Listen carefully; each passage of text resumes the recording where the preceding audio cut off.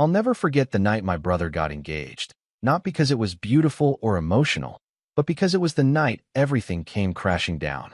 I'm Jake, 27, and I've spent most of my life learning how to make myself smaller around people who were supposed to love me unconditionally. I wasn't the golden child. That title belonged to my older brother, Nathan. And believe me, Nathan wore that crown with pride. Ever since we were kids, our parents doted on him like he was some kind of royalty. Every achievement, every birthday, every scraped knee was treated like it deserved a parade. Meanwhile, I was just there. Not quite forgotten, but definitely optional. The thing is, I never wanted a spotlight. I didn't need confetti or trophies. I just wanted fairness, basic human decency.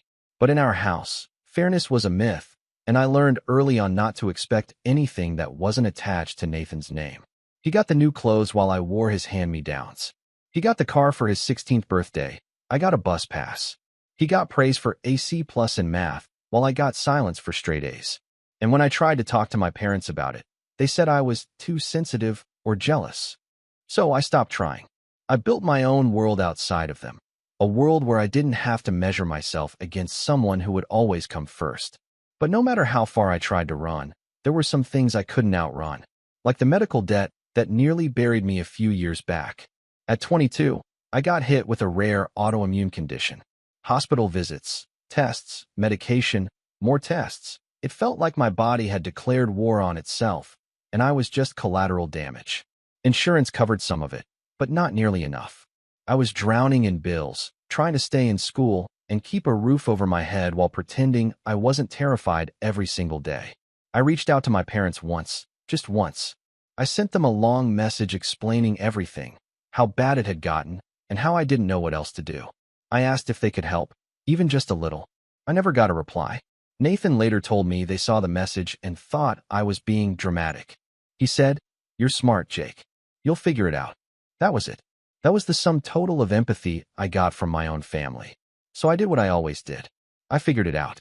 I took on 2 jobs, cut every expense I could, and eventually paid most of it off, though not without sacrifice. I had to drop out of school for a while. I lost friends. I almost lost my apartment. And through it all, I told myself the same lie over and over. They didn't know how bad it was. But deep down, I think I always knew they just didn't care enough to find out. So when Nathan invited me to his engagement dinner 6 months ago, I wasn't exactly thrilled. But I went. Not because I cared about the celebration. Honestly, I didn't even like his fiancée all that much, but because I wanted to see them. All of them. Together. I needed to look them in the eyes. Maybe part of me still hoped I'd finally get an explanation. Or maybe I just wanted closure. Either way, I showed up. The dinner was at a fancy Italian place downtown. White tablecloths, wine that tasted like it came from a magazine ad, and the kind of menu where you needed a translator app just to order. Nathan was in his element, of course, shaking hands, making toasts, acting like he was the groom at a royal wedding. Mom was glowing, hanging on to his every word. Dad was all proud smiles, laughing too loudly at Nathan's jokes. And me? I sat at the far end of the table, 3 seats away from the nearest conversation, sipping water and waiting for someone, anyone, to ask how I'd been. No one did. We were halfway through dinner when Mom leaned over and said, "Isn't this nice, Jake? It's good to have the whole family together again." I gave her a tight smile and nodded. It wasn't nice. It was surreal, like watching a movie where you're in the scene, but no one can see you. Later, as the plates were cleared and someone ordered another bottle of overpriced wine, Dad raised his glass and toasted to family. That's when something in me snapped, not in a loud, dramatic way, but in a quiet, final way. The kind of snap you don't hear until everything around it starts to unravel. I set my glass down and cleared my throat. "Hey, quick question," I said, as casually as I could. "Do you guys remember when I got sick a few years ago? Like really sick?" The table quieted a bit. Dad tilted his head, squinting like he was trying to place a distant memory. Mom froze, still holding her fork midair. Nathan looked up from his phone. "Of course," Dad said eventually, his voice light. "Why?" I remember reaching out for help. I continued, my voice steady. And I never got a response. I figured maybe you didn't see the message. But now that we're all here, I'm just wondering, why didn't you help? There was a beat of silence. Then Dad chuckled. Actually chuckled. He leaned back in his chair like I'd just asked why we didn't buy name-brand cereal growing up. "We thought your brother's wedding would be more important," he said, grinning like it was a harmless joke. The table erupted into awkward laughter. Everyone except me. I didn't laugh. I didn't move. I just stared at him. More important. Those two words echoed in my head like a slap. Not, "we couldn't afford it." Not, "we didn't know how bad it was." Just, more important. That's when I reached into my bag and pulled out the folder. I hadn't planned on doing this. Not really. I brought the folder out of instinct, like a safety net I didn't think I'd need. But the moment those words left his mouth, I knew exactly why I'd brought it. I laid it gently on the table in front of me. Thick, worn, crammed with printed statements, medical records, insurance denials, photos of the hospital bed I called home for nearly 3 months. A timeline of everything they chose to ignore. "You might want to read this before dessert," I said, voice low. Dad's smile faltered. Mom's fork clinked against her plate. Nathan finally looked up from his phone. Their faces said everything. And that's when I knew I wasn't done yet. Nathan reached out first. His hand brushed the edge of the folder like he wasn't sure if it might bite him. His fiancée, Rachel, leaned over his shoulder, squinting at the contents with a wrinkle in her nose, like it was something unpleasant she hadn't expected to deal with tonight. Maybe a stray piece of spinach on the tablecloth, or a whiff of something rotten. I watched them flip through the first few pages. Hospital admission forms, billing statements with balance amounts in the thousands, denial letters from insurance companies, all with my name on them. All dated over a period of 14 brutal months. Mom didn't move. Her wine glass hung limply from her fingers. Dad was still trying to keep the smile on his face, like he thought if he smiled long enough, this would turn into a joke. Like maybe I was going to yell "gotcha" and laugh it off. But I didn't. I sat still and waited. Nathan's face changed first. The smugness dropped. His brow furrowed, and he leaned in, flipping another few pages. He didn't say anything. He just looked confused. Then he turned to Mom. "Did you guys seriously ignore all this?" he asked, holding up a sheet with a $9,800 balance, due stamps circled in red. She didn't answer. She just blinked. Then she reached out, took the folder from him, and started flipping through it herself, her lips tightening with every page. "I sent you everything," I said. "The first bill, the diagnosis, even the letter from the hospital threatening to send me to collections. You saw it. You just didn't care." Dad scoffed and waved a hand. "Jake, you're being dramatic again. You always do this, bringing up the past. This is your brother's big night, and you want to make it about you?" I blinked. I'd been expecting deflection, but not that fast. "You made it about him," I said, my voice colder than I expected. "Every single time. When I was lying in a hospital bed, throwing up blood, you were buying Nathan a new suit for a job interview. When I got discharged with barely enough money to pay rent, you were helping Nathan and Rachel put down a deposit on a condo. When I was begging you for help, you didn't even reply. And now you're telling me I'm making it about me. You should have been more responsible," Dad said, shrugging like this was a casual conversation and not my breaking point. "You could have taken out better insurance. You could have. I was a college student with part-time income and an autoimmune disease. I cut in. You think I wanted to get sick?" That shut him up. For a second. Then Mom finally found her voice. "Jake, you don't understand how hard it is to split things fairly," she said, carefully setting the folder down like it was some sort of toxic substance. "We had to prioritize." "Prioritize," I repeated. "So, not just ignore. You chose not to help me. We were trying to keep the family from falling apart," she continued, her voice taking on that soft, patronizing tone she always used when she wanted to end an argument without answering for anything. Nathan had just gotten engaged. It was a huge milestone. We couldn't exactly. "So my health didn't count as a milestone?" I said, leaning forward. "Is that what we're saying here? I should have gotten a ring instead of a diagnosis." Her mouth snapped shut. Rachel leaned closer to Nathan and whispered something, but I caught a few words. "Why didn't you tell me?" Nathan gave her a helpless look. "I didn't know it was this bad." "No, you didn't," I said, turning to him. "Because you never asked. You were busy letting Mom and Dad bankroll your new life while I was rationing my medication." He had the decency to look guilty, but not guilty enough to say anything meaningful. Dad stood up. His chair scraped loudly against the floor. His voice came out louder than necessary, clearly trying to reclaim authority. "All right. This conversation's done. We're not airing dirty laundry at a restaurant. I'm not going to sit here and be disrespected like this. Funny, I said, standing up as well. That's how I felt for the last 5 years. A few heads turned from nearby tables. The waiter hovering near the bar took a cautious step back. No one at our table moved. I picked up the folder and tucked it back into my bag. The silence was thick, uncomfortable, like everyone was waiting for someone else to fix it.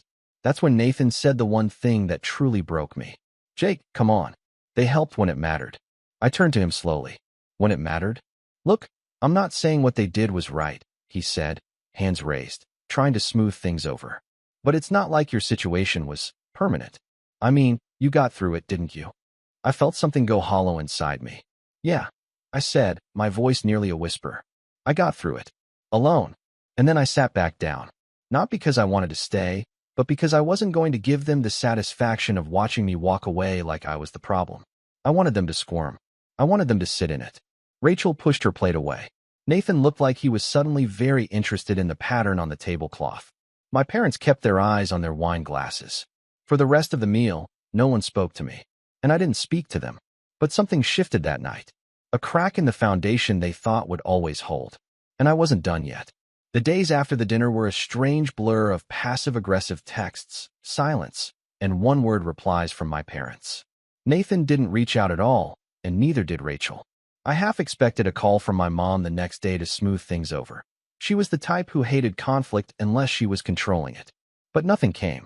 Instead, 2 days later, I got a message from my aunt, my dad's sister, asking if I was okay. I hadn't spoken to her in a while, not out of animosity, just distance. She'd always been the odd one out in the family, more grounded, less performative. She'd seen the fallout at the dinner secondhand through the family grapevine, and she wanted to hear my side. So I told her everything. When I finished, she was quiet for a few seconds. Then she said, Jake, I knew they favored Nathan, but I didn't know it was this bad. That's unforgivable. And then she told me something I didn't know. Apparently, my parents did have the money to help. Not just scraping by money. They had access to a sizable inheritance from my late grandfather. Money that had been divided between the siblings with the intention that it be used for family emergencies. Each sibling had control over their own share. My father? He'd used some of his to help Nathan with the condo and the engagement ring. The rest was still sitting in an account.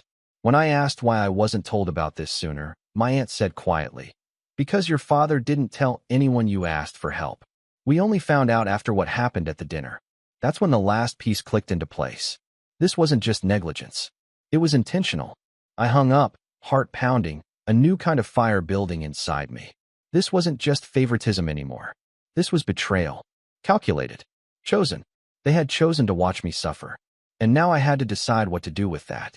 When I hung up the phone with my aunt, I sat there for a long time, just staring at the wall of my apartment. My apartment wasn't much, small, 1 bedroom, drafty windows, but it was mine. I'd fought like hell to keep it during the worst of the medical storm. I'd eaten rice and eggs for weeks at a time to afford rent. I'd skipped medications, sold my gaming setup, and even pawned my watch, my graduation gift from a high school teacher, not my parents, to scrape by. I used to sit on that exact couch and convince myself that someday, things would even out. That the imbalance was just temporary. That my parents had to come around eventually. That maybe, just maybe, I mattered to them, even if they didn't show it in the same way. But now I had proof. Proof that they saw my pain, weighed it against my brother's engagement ring, and chose the sparkle. I think there's a very specific kind of silence that comes after betrayal. It's not dramatic. It's not loud or angry. It's the kind of quiet that sinks into your bones. Heavy, cold, still. For a few days, I didn't speak to anyone. I didn't respond to texts from coworkers. I ghosted my group chat. I even ignored my aunt when she followed up with just checking in, thinking of you. I wasn't depressed. I was empty. But somewhere in that silence, a thought kept repeating itself like a whisper I couldn't shake. You made it without them. You survived. And it was true. Not because they helped. Not because they supported me. I survived because I refused to disappear.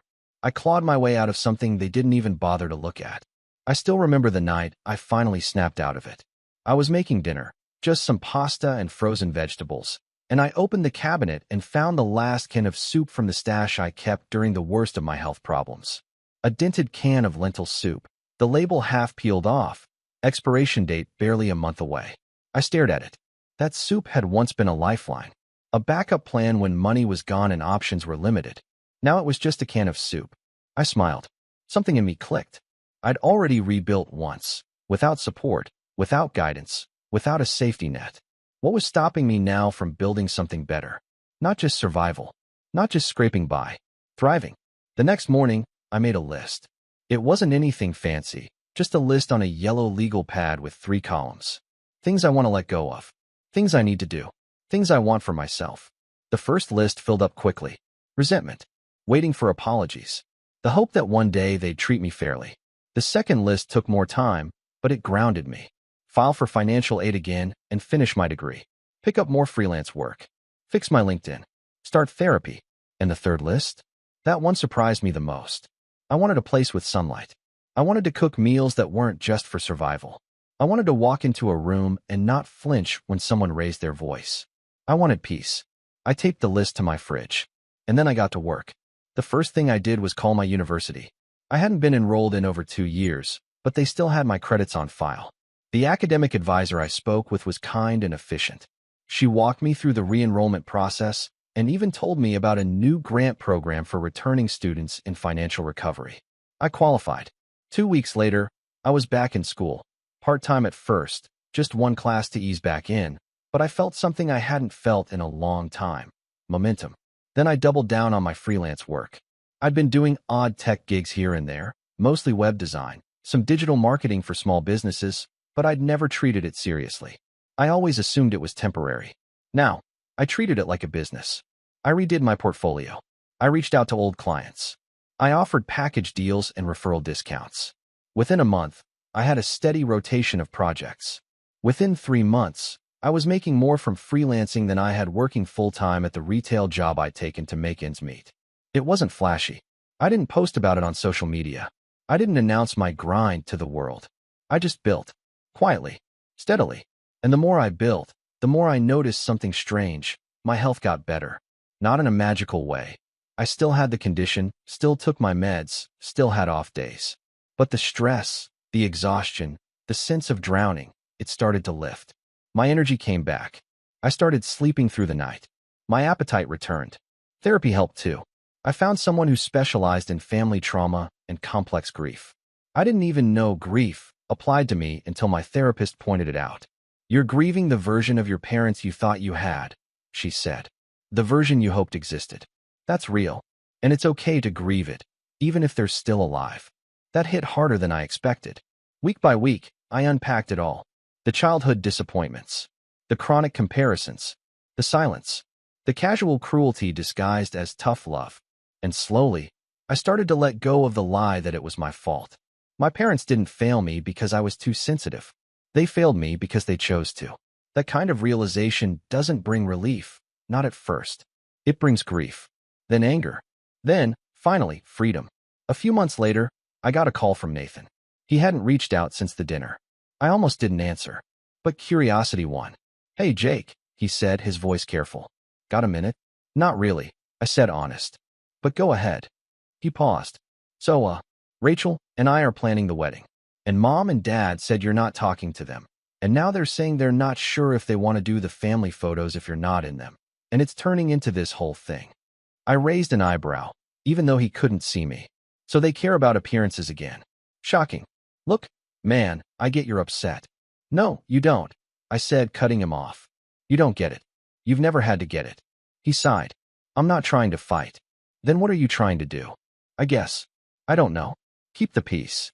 That made me laugh. I couldn't help it. Nate, there is no peace. There's just a pile of broken trust that everyone's trying to throw a tablecloth over. And I'm not doing that anymore. He was quiet. After a moment, he said, So you're not coming? I didn't answer right away. Then, I haven't decided. And I hung up. I felt no guilt. No dread. Just space. Space to decide what I wanted, not what they expected. By the time spring rolled around, I was in a different place. Emotionally, financially, mentally. I had a new client, a growing startup that needed ongoing design work. I'd aced my class and signed up for 2 more.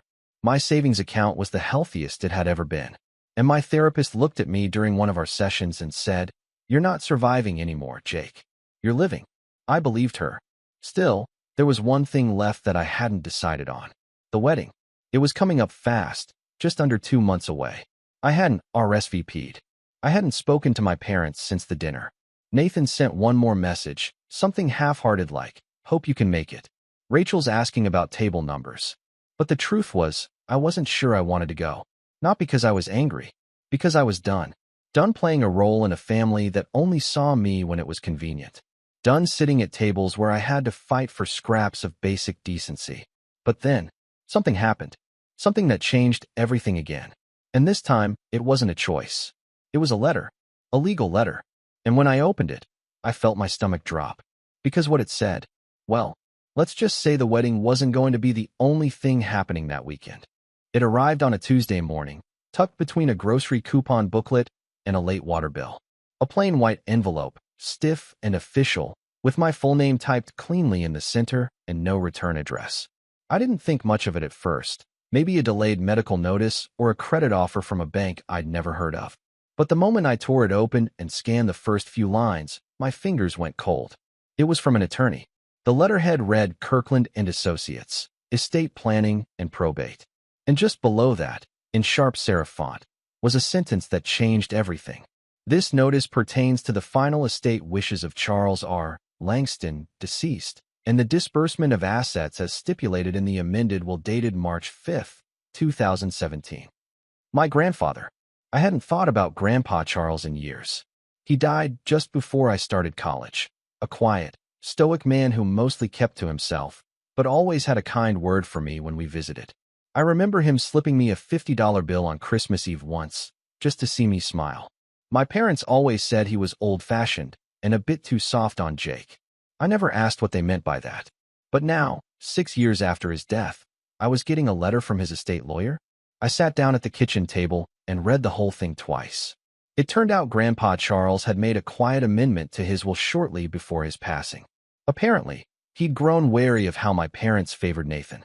According to the letter, he'd even expressed grave concerns that my father would misuse his share of the inheritance.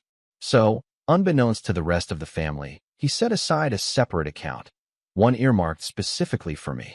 A trust. It wasn't massive, not some hidden fortune, but it was enough. Enough to change things. There was a clause, though. The funds would be accessible only upon one of 3 conditions. My graduation from college. Proof of financial hardship directly tied to a medical event. Written request for early access in cases of exceptional familial neglect. The lawyer's letter stated they'd just become aware of my recent situation through my aunt, my dad's sister, Carol. She had apparently shared my story after our phone call. The firm had reviewed the case and deemed the 3rd condition met. All that was needed now was for me to sign a few documents and verify my identity. I would have full access to the trust in 30 days. The funds would be deposited into a new account, outside of my parents' reach. I sat there in stunned silence, staring at the letter, heart pounding. He'd known. All those years ago, before the hospital stays, before the silence, before the folder on the dinner table, he saw it coming. Somehow, he saw what they were doing to me, what they would do, and he made a plan.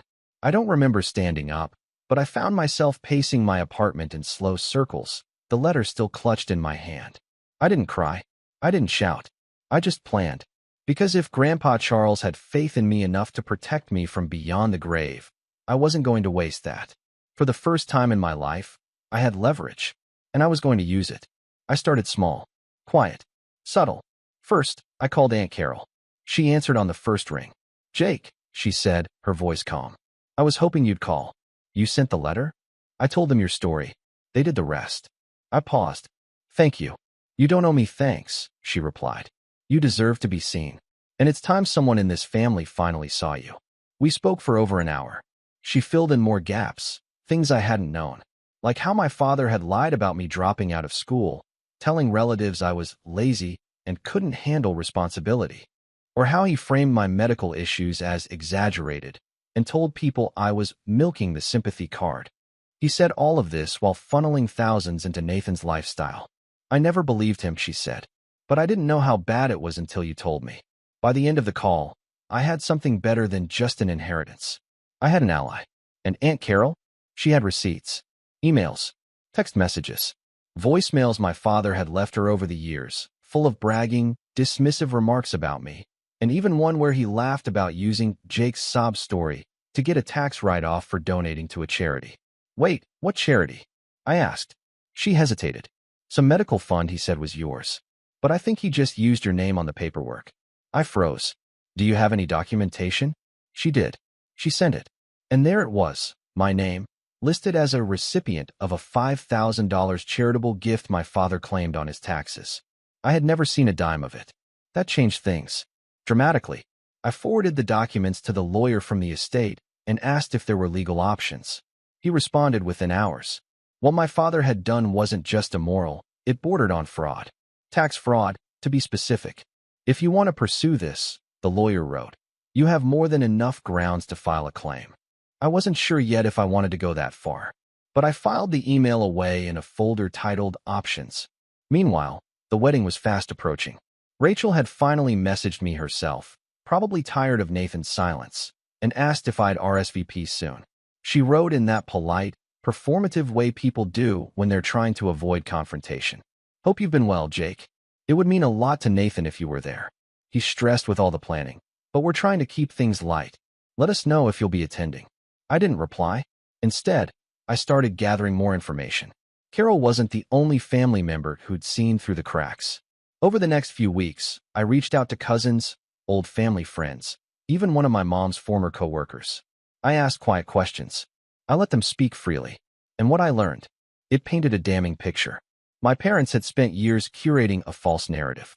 To outsiders, they were doting parents with one son who struggled and another who made them proud. They told everyone I was always in trouble, always irresponsible, always looking for handouts.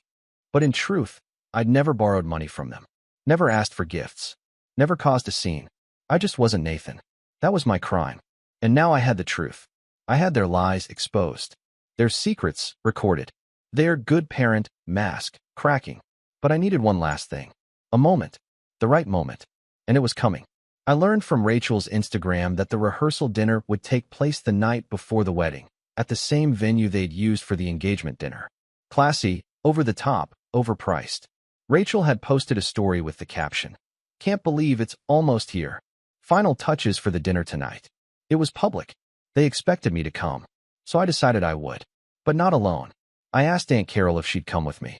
Not just as support, but as backup. She agreed without hesitation. I didn't tell her everything. Not yet. Just that I wanted to say a few words. That I needed someone in my corner in case things got ugly. She said, "I've got your back. No matter what happens." I smiled. That's good, because I'm not just showing up for dinner. She tilted her head. Then what are you showing up for? I opened my laptop. On the screen were 3 tabs. The lawyer's email detailing the trust. A drafted public letter to my family, outlining the truth. The PDF tax record of the fraudulent donation. I turned the screen toward her. She stared at it for a long time. Then she looked at me. And she smiled. Let's burn it all down. The night of the rehearsal dinner was warm, with a thick kind of summer humidity that clung to your skin no matter how slowly you moved. The restaurant was exactly as I remembered it. White tablecloths, ambient lighting, waiters in black vests and bow ties, and a view of the city skyline that probably added 30% to the bill. It was a place meant to impress, not to feel like home. I wore a navy suit, clean lines, tailored, subtle. Not flashy, but sharp enough to show I wasn't the same kid from before. Aunt Carol arrived a few minutes after I did, in a dark green dress and a pair of silver earrings I remembered from my childhood. She used to wear them on holidays when she was feeling bold. She nodded to me, silent but ready. The hostess recognized me and ushered us toward the private room without hesitation. And just like that, I was back at the long table, the same one from 6 months earlier. Except this time, I wasn't sitting at the end, quietly sipping water, waiting to be noticed. This time, they noticed me immediately. Nathan did a double take mid-conversation. Rachel's smile stiffened when she saw Carol beside me. My parents exchanged a look, a subtle flicker of something behind their eyes. Panic? Discomfort? They recovered quickly. Dad stood. "Jake," he said, forcing a smile. "Glad you could make it." Mom chimed in. "It's so nice to see you. We weren't sure you'd come." "I wouldn't miss it," I said. This is a family celebration, right? Nathan stepped forward, holding a drink, his voice unsure. Hey man, you look good. You too, I said evenly. Big weekend. Rachel smiled tightly. We've got speeches tonight, so we're keeping it light. No drama, yeah? Of course, I said. Wouldn't dream of causing a scene. She relaxed slightly, missing the edge in my tone. We sat down. Carol and I took seats close to the middle of the table this time. Conversation resumed, a bit stilted, but steady. Toasts were made, laughter was shared, and champagne glasses clinked. But I watched it all from a distance. Like a guest at a play, I already knew the ending too. When the main course was cleared, Rachel stood and tapped her glass. All right, everyone. Before dessert, we thought it'd be nice to share a few words. Just some thoughts about family, love, and this new chapter. She gestured to Nathan, who rose and gave a short, nervous speech about partnership and gratitude. It was standard fare, well-meaning, a little awkward, but sincere. People clapped politely. He sat down and gave Rachel a nod. She smiled and turned to the group. And now, Jake has something he'd like to share. There was a beat of confusion. My parents froze. Nathan blinked. Rachel looked back at me with an overly bright expression, the kind people wear when they're pretending not to be terrified.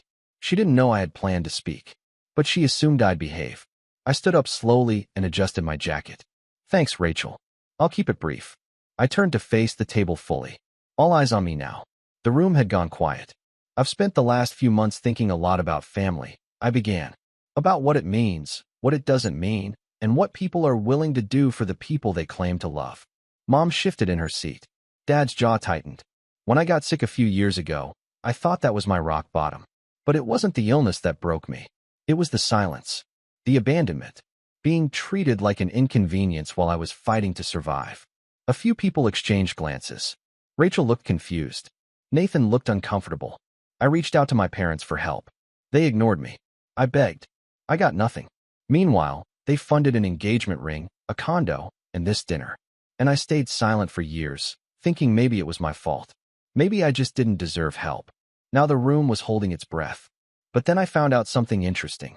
I reached into my jacket and pulled out a folder, sleeker than before, no frayed corners this time. I opened it and slid out a page, holding it up. This is a copy of a tax filing from 2 years ago. It shows a $5,000 charitable donation made in my name. My father claimed it was to help cover my medical bills. I never saw that money. Never even knew it existed. But it sure helped him come tax season. A few people gasped quietly. Nathan's face drained of color. That's fraud, I said simply. Not just morally, but legally. And I have the documents to prove it. Dad stood up, face red. Jake, I'm not finished, I said, my voice calm. Please sit down. He hesitated, then slowly lowered himself back into his seat. I also have something else, I continued, pulling out a second document. A letter from my grandfather's estate lawyer. Turns out, he left me a trust. One that could only be accessed under very specific circumstances. One of which was, quote, exceptional familial neglect. I paused. After reviewing everything, the lawyers agreed. The trust has been released. I now have full control of the funds. Rachel's eyes widened. Nathan looked like he'd just swallowed a nail. I'm telling you all this, I said, because I'm done pretending. Done being the quiet one. Done being treated like I don't exist unless someone needs something. I turned to Rachel. I wish you and Nathan the best. Truly. But I won't be attending your wedding. I turned to my parents. And as for you, I've already filed a report with the IRS. You'll be hearing from them soon. You stole from me, and now you'll face the consequences. Mom covered her mouth. Dad opened and closed his mouth, but couldn't form words. I looked around the table, locking eyes with each person. This isn't about revenge. It's about truth and peace, and claiming the space I should have had all along. I nodded to Aunt Carol, then turned and walked out. No one followed. It didn't take long for the fallout to begin. A week later, my parents were contacted by the IRS. Aunt Carol confirmed it through the family grapevine. There were audits, phone calls, mounting legal fees. My father tried to spin it, said I was misinformed, but the documents spoke for themselves. The tax fraud charge stuck. They were fined, publicly embarrassed, and forced to repay the amount, with interest. My mother tried to reach out once, a clumsy email filled with half apologies and veiled accusations. I didn't respond. Nathan and Rachel still had their wedding, but I heard through the grapevine it was awkward. Tense. Several relatives skipped it altogether. The photos looked stiff, the smiles forced. I didn't gloat. I just moved on. The trust allowed me to pay off my remaining medical debt. I finished school, launched my own design firm, and moved into a sunlit apartment across town. High ceilings, plants in every corner, and a kitchen I actually liked being in. Carol and I grew closer. She came over on Sundays for dinner. Sometimes we talked about the past. Sometimes we didn't. But she never once made me feel invisible. And me? I stopped waiting for an apology that was never coming. I stopped trying to fix a family that had never once tried to fix me. Because sometimes, the most powerful revenge isn't rage or cruelty. It's becoming everything they said you couldn't be without needing them at all. And that's exactly what I did.